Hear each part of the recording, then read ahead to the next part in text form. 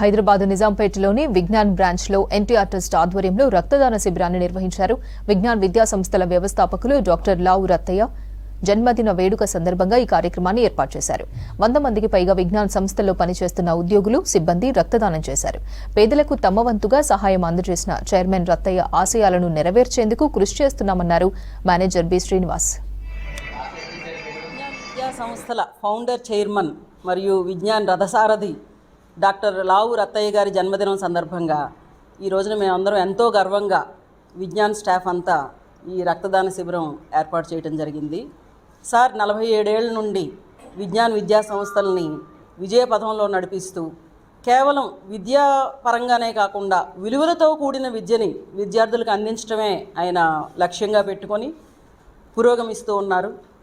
27 schools, 7 engineering colleges, 7 junior colleges, BEd college, deemed university, వీటన్నిటినీ కూడా sir ఎంతో సక్సెస్ఫుల్గా నడిపిస్తూ విలువలతో విద్యార్థులకు విద్యనిచ్చి ప్రపంచానికి ఎంతో మంచి పౌరులను అందిస్తూ ఉన్నారు. కేవలం స్కూల్స్ అనేవి తామర తంపరగా కుక్కగొడుగుల్లాగా చాలా పెద్ద సంఖ్యలో స్థాపించేసి డబ్బు సంపాదించడం అనేది ఇక్కడ లక్ష్యం కాదు.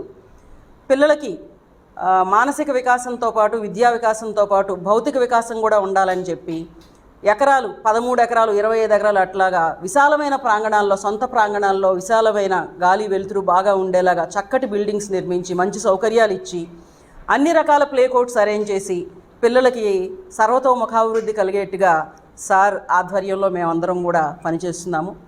ఇంకా ఎన్నో సంవత్సరాలు సార్ మా అందరికీ కూడా లీడర్షిప్ వహించి మా అందరికీ కూడా ఆదర్శంగా నిలవాలని